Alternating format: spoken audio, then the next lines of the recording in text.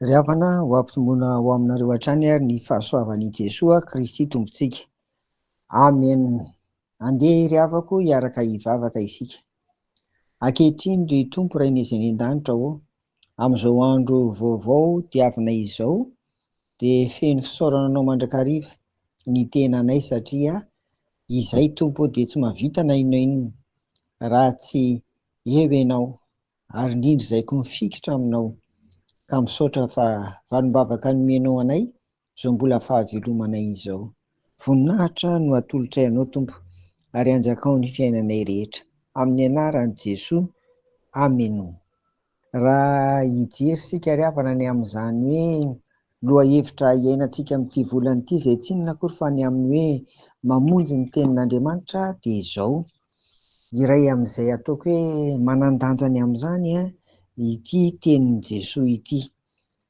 Mampatsiahy aho rehefa nifady hanina 70 andro Jesoa dia tany Nefitra nalain'ny devoly fanahy izy rehefa tapitra izany. Ao anatin'ny filana amin'ny maha olombelona ara-nofo ny filana ny sakafo ary teo no nahatonga an'i Jesoa namaly satria izay ny fakam-panahy voalohany nalefa ny Satana izany eto dia eo izany no ahafahantsika miara-mieritreritra indray amin'ity androany ity ry havako ny amin'ny atao hoe ahoana moa no hatanteraka an'izany hoe mamonjy ny tenin'Andriamanitra izany amintsika tsirairay avy.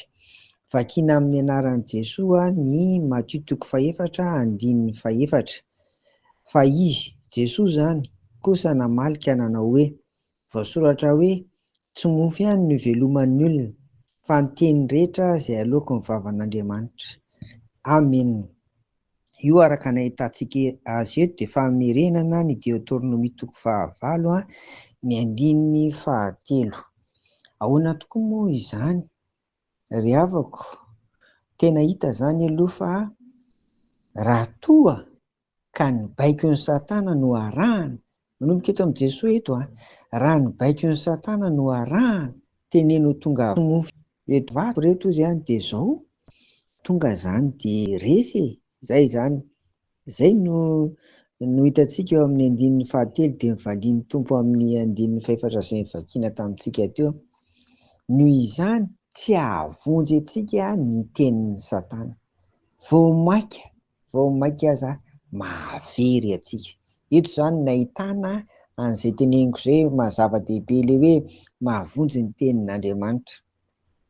Isan'andro izany isika tsirairay avy, izaho, ianao, isika rehetra dia ataoko ankapobeny mandreo feo roa dia indray izany ny feon'ny Satana izay mety hitondra ny amin'ny hoe hanatanterahana ny didiny sy ny fitsipiny, sy ny ray ny teny rehetra izay aloako ny vavan'Andriamanitra.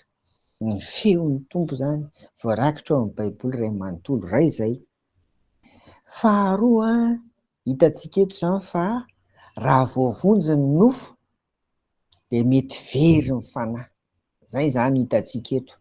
Raha voavonjy ny ara-nofo tena nataon'i Jesoa tokoa satria indroa izy raha atao amin'ny Matteo no nahavita namoky ny olona tamin'ny alalan'ny hoe sakafo tahaka an'izany izany. Ka raha toa izany tsika mandinika amin'ny fiainantsika andavanandro hoe tena voavonjy ny nofo dia mety very tokoa ny fanahy raha manaraka ny tenin'ny Satana. Ary izao amin'ny fiainana andavanandro izany dia tena tsara sady voavonjy ny nofo no voavonjy ny fanahy. Mba hatanteraka an'izany dia hitantsika eto amin'ny 1 amin'ity Matthieu 4 dia hoe nentin'ny fanahy nankany Nefitra mba alain'ny devoly fanahy Jesoa. Mba hatanteraka izany hoe mba voavonjy ilay mahanofo anao koa dia mahavoavonjy koa ny ara-panahy dia tsy maintsy feno ny fanahy masina tahaka an'i Jesoa izany isika.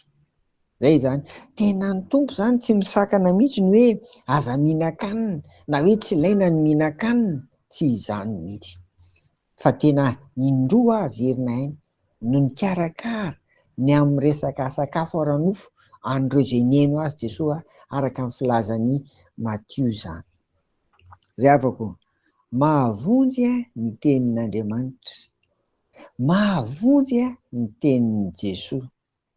Tiantsika ary mba tanteraka an'izany eo amin'ny fiainana dia zao: aza mihaino ny fakapanahy, ny baikon'ny Satana. Faharoa, aoka ho feno ny fanahy. Ary tena zava-dehibe izay iriana ho anao koa dia izay teneniko izay hoe sady mba voavonjy izay mahasoa anao amin'ny lafiny ara-nofo no voavonjiko ny amin'ny lafiny ara-panahy, satria mankatoa sy manatanteraka ny didin'Andriamanitra ianao. Dia ho an'Andriamanitra irery ny voninahitra amin'izany rehetra izany. Amen. Vavaka isika. Tompo, ampio izay mba ho feno ny fanahy, andresenay ny bitika Satana izay mety handavo anay mandrakariva, ary ampio kosa izahay mba hiaina amin'izany fahafenoan'ny fanahy izany, Tompo, ahavoavonjy ny tenanay iray manontolo ao aminao ry Jesosy Kristy. Dia apetraka aminao manontolo indray ity tontolo andro ity mba ho anjakanao amin'ny anaran'i Jesosy. Amen. Ho an'Andriamanitra irery ny voninahitra ry havako. Amen.